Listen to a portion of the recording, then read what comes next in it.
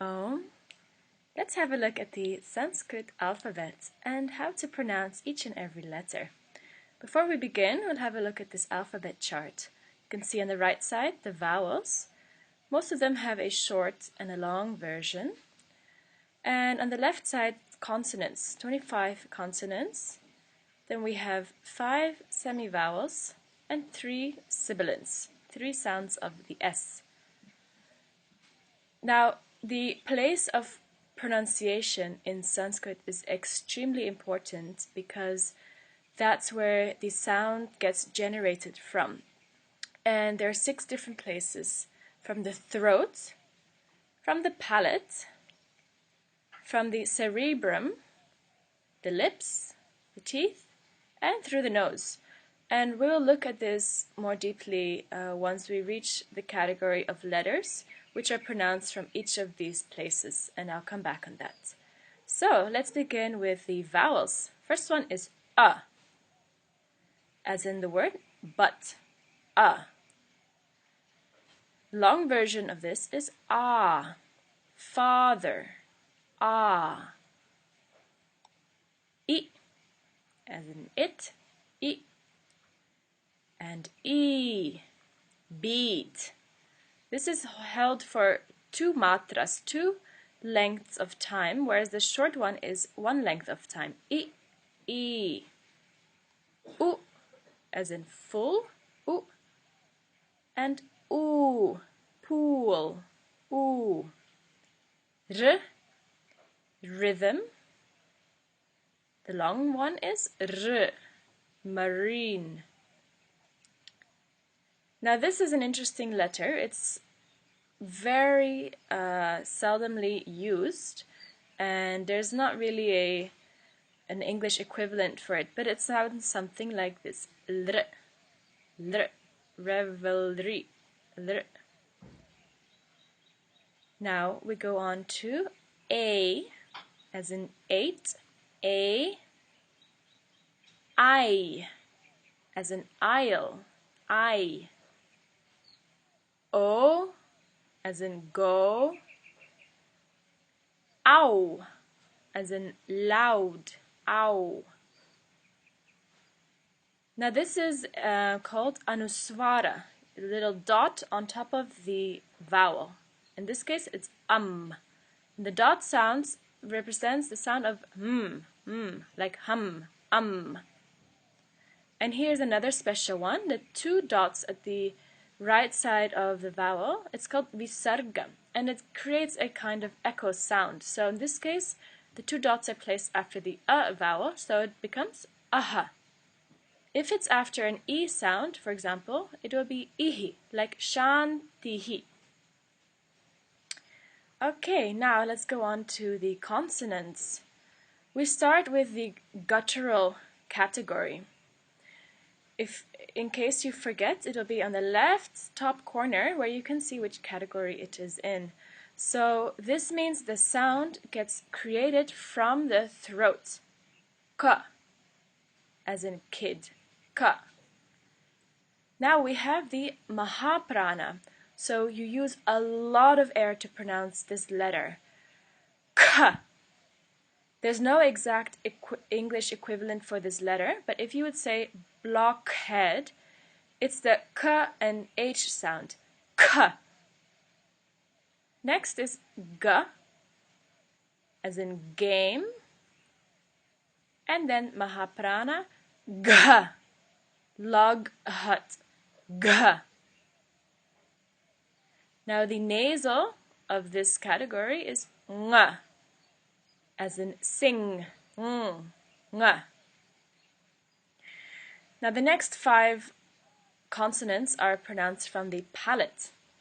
So the palate is the roof of the in the mouth, and you touch your tongue on it as you pronounce the letter.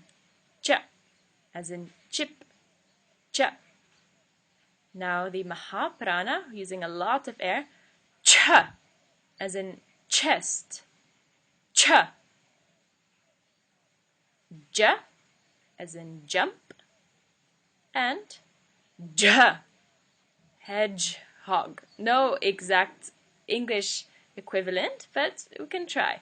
J. And nya, as in bunch. Nya. Alright, the next category is the cerebral letters, and this is a special kind of sound because this is absolutely not there in the English way of speaking. And the way to pronounce these letters is by curling your tongue backwards. So the tip of the tongue is touching the roof, but it's the back side of the tip of the tongue. So you kind of flick the tongue over as you pronounce the letter. Da. Da. It's the first one. Then the Mahaprana, same thing, but you use a lot of air to pronounce the letter.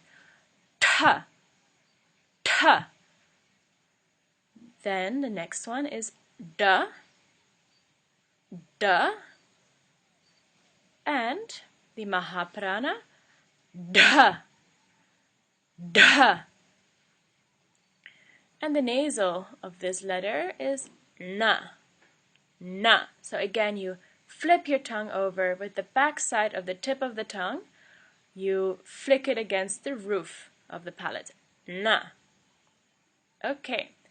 Now, the next 5 are a bit simpler. These are called dentals. So what that means is we have contact with the teeth as we pronounce these. So you place your tongue on the bottom of your front upper teeth and you pronounce the letter ta. Ta, as in path. Ta. It's a very soft sound.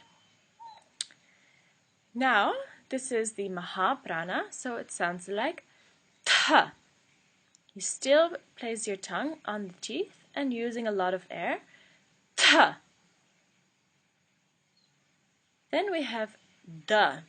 It sounds very, very similar to when you say that. Da. Da. And Mahaprana, da. Da.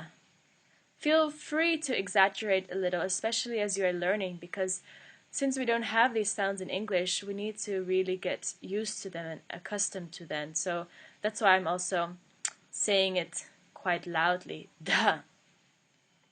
And finally, the nasal, na. You touch your teeth with the tongue. Na. And finally, we have the last 5 consonants, labials, which means we use our lips to pronounce these letters. We close the lips and we say pa.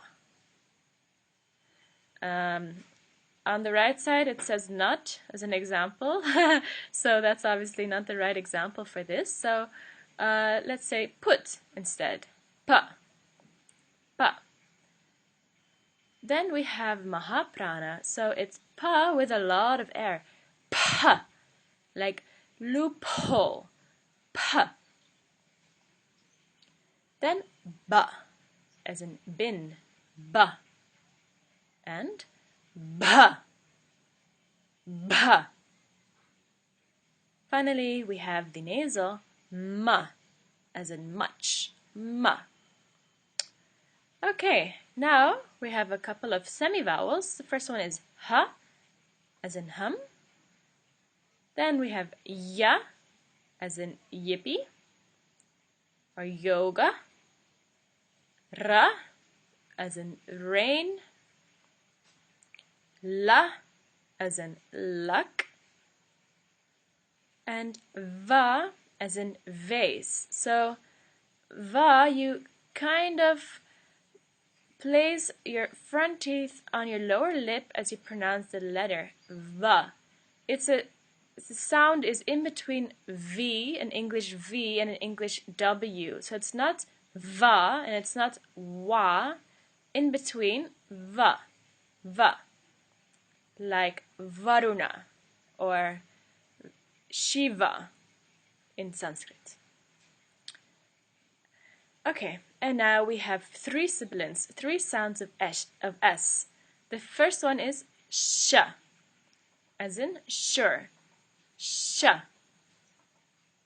The next, is pronounced from the cerebrum. So again, we have to bring the tongue further back and we say sh, sh. And finally, we have sa, as in so, sa.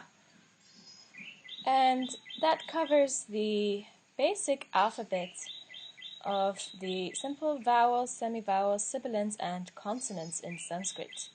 Now keep in mind that when the words are formed and letters are put together, there are also conjunct consonants which have different sounds on its own, and there's quite a few of them. And this lesson here doesn't cover those.